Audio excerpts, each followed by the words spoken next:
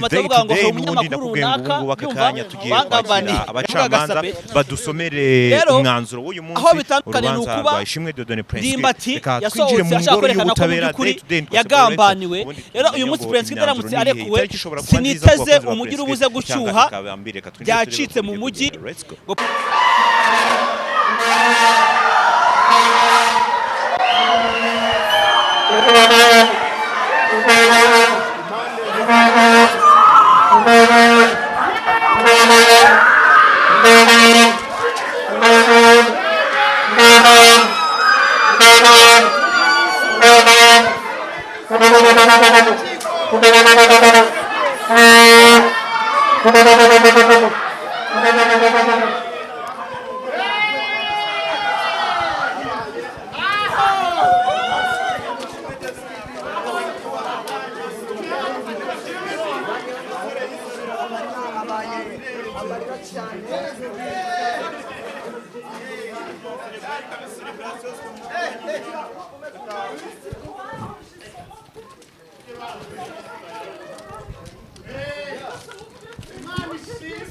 Imana ni igitangaza nta kindi nabivugaho.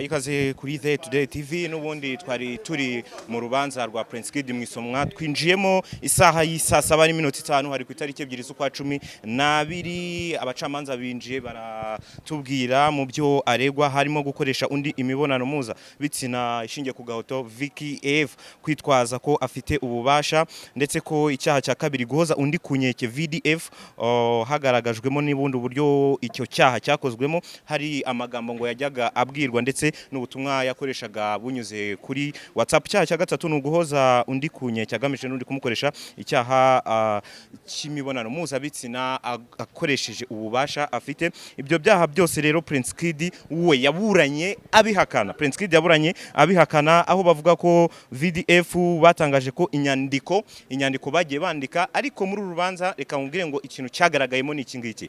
Aba bakobwa cyangwa se abatanga uhamya bareze Prince Kid hari inyandiko ubwabo bari barikoreye zibishinjura Prince Kid. Izo nyandiko bazikoreye kuri noteri kandi bavuga ko inyandiko zakozwe na noteri ziba zifite ububasha. Kuko noteri aba ari umuntu uwemewe. So izo nyandiko rero bakoze habayemo kwivuguruzanya kwabo, inyandiko bakoze bashinjura Prince Kid nibyo batangarije imbere y'ubutabera bavuga ko Prince Kid yabakoreye ibi byaha. Izi nyandiko rero zikaba arizo zashingiye icyo nakubwira nuko izi nyandiko arizo zitumye Prince Kid ubwe abasha gukora iki, abasha kusohoka hano. Ubushinjacyaha bwo bukaba bwaratangaza buvuga ko izi nyandiko buzikurikiranyeho icyaha. Ariko ikintu navuga kuri rirekurwa ko Prince Kid ibyaha byose bitamuhamye, reka mbabwire nyaboneka iki kintu reka nyivuge nashyizemo rinete kugira ngo mucyumve neza. Umuntu witwa Miss Iradukunda Elisa akoza akazi. Iradukunda Elisa yaremewe arafungwa ariko ni ukoze iki kintu gitumye Prince Kid asohoka. Kuko nimba wibuka neza Iradukunda Elisa yanatawe muri yombi azira kuba yarafashe barabakobwa bakajya gukora zira nyandiko rero uko bazikoze imbere ya noteri nibyo batangarije imbere y'ubucamanza habayemo kwivuguruzanya. So nimba abantu baratanze inyandiko bavuga ko nta cyaha bakorewe then bakagaruka nyuma bakavuga ko bakorewe icyaha ariko Iradukunda Elsa akaba ari wabigizemo uruhare, Prince Kid agizwe umwera akakanya.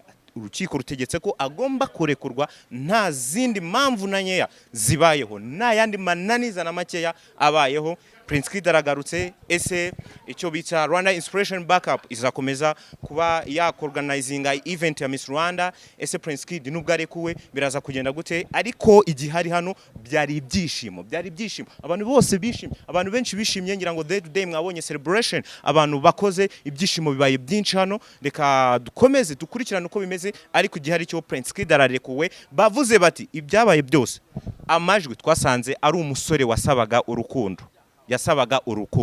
Prince Kid nta cyaha yigeze akora. Ibyo kuvuga ngo umukobwa ngo yaravugaga ngo iwacu twari dufite amikoro make, ngo twararyamanaga ngo rimwe mu cyumweru, ibyo bintu byose uko byagenze dusanze Prince Kid ubutabera bumugize umwere. Prince Kid agiye kugaruka. Prince Kid aragarutse, abantu bagomba kwishima, abishimye barishimye kandi bakiriye neza uyu mwanzuro w'urukiko w'uko Prince Kid nyuma y'amezi 7 ari mu gihome aburana ahasoringa uwo bita Iradukunda Elsa, sheri we, girlfriend we, yarwanye intambara ikomeye, afata abakobwa baragenda bashinjura Prince Kid, nkubwira ngo izi nyandiko nizo zishinjuye Prince Kid. Nge niko nabihamya, kuko nuko byanditswe, nuko byavuzwe, barivuguruje, habayemo kwivuguruza. Guys, mu butabera hakora ibimenyetso, nago hakora ikindi, ibimenyetso ibigaragara. Ariko Prince Kid aratashye, birarangiye. Prince Kid aratashye, urubanza rwa Prince Kid rurapfundikiwe. Ariko ni nacyo cyunagarukagaho cyitwa inyandiko. Izi nyandiko, operation y'inyandiko yagenze gute? Iyi operation nimba mwibuka neza ni operation yatumye uwo bita Iradukunda Elsa, bavugaga bati akundana na Prince Kid. Mwibuke ko Iradukunda Elsa ariwe wari uri inyuma y'iyi operation yose. Inyandiko rero, izi nyandiko icyo navuga nuko uyu mukobwa Iradukunda Elsa ari umuhanga kandi yakoresheje ikintu gikomeye kugira ngo Prince Kid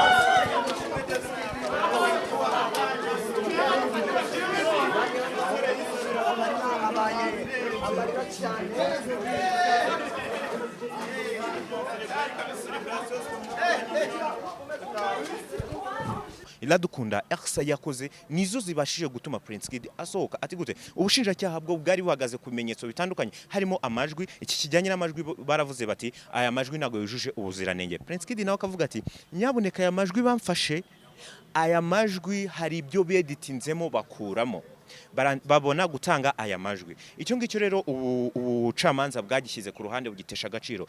Tugiye ku yindi kesi ijyanye n'impapuro bari banditse, cyangwa se n'ubundi impapuro bari bandikiye kwa noteri bashinjura abiyandikiye ko Prince Kid nta cyaha afite. Wibuke neza ko aribo bagiye imbere y'ubushinjacyaha bavuga bati twebwe twahotewe na Prince Kid. So izi ni impamvu zikomeye, nimubwira ngo izi bintu bijyanye n'inyandiko niyo mpamvu ikomeye itumye Prince Kid asohoka. Tugaruke kuri Iradukunda Elsa. Iradukunda Elsa murabizi ko yabaye Miss Rwanda, murabizi ko yafunzwe, yemeye agafungwa kugira ngo ariko Prince Kid asohoke.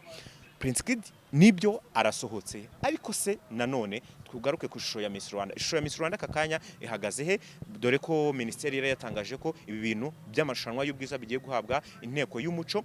So Rwanda Inspiration Backup yo ni company n'ubundi ikora iki, itegura ama events by'umwihariko Miss Rwanda. Ndi kumwe na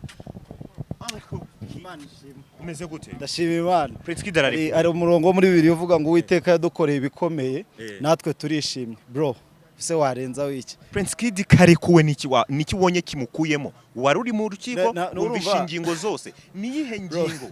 Bro, hano ni mu Rwanda. Ikindi ntabwo mu Rwanda ari ahantu wifata ngo uflaming umuntu ibintu uko bishaka, uze uvuga ibintu uko wabyishakiraga. Bivuze ngo reka iminota umwe turangiza.